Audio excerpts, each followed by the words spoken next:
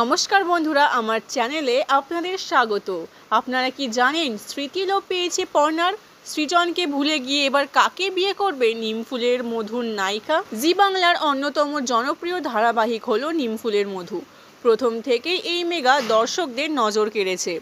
এবার এখানে গল্পে আসতে চলেছে এক বড় সড় মোড়, আর সেই চমক এবার জি বাংলার তরফে প্রকাশ্যে আনা হয়েছে। নিমফুলের মধুর নতুন প্রোমো প্রকাশ্যে এলো। সেখানে দেখা গেল স্মৃতি হারিয়েছে পর্ণা। প্রোমোতে একদম শুরুতে দেখা যাচ্ছে চিকিৎসক জানাচ্ছেন একটি দুর্ঘটনায় স্মৃতি হারিয়েছে পর্ণা। সে গত 10 বছরের সব স্মৃতি ভুলে গিয়েছে, ফলে স্বাভাবিকভাবেই ভুলেছে সৃজন, সংসার, সব কিছুর কথা। সে নিজেকে এখন কলেজ পড়ুয়া ভাবে।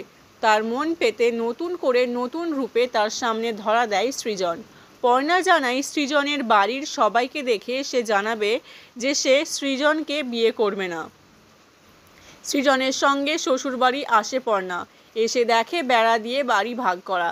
জানায় সে সৃজনকে বিয়ে করবে কিনা সেটা পরের কথা, তবে আগে সে এই বাড়ির দুষ্টু লোকেদের শায়েস্তা করবে, বাড়িকে আবার এক করবে, তারপর বিয়ে নিয়ে ভাববে। ফলে এখন গল্প কোন দিকে এগোয় সেটাই দেখার পালা।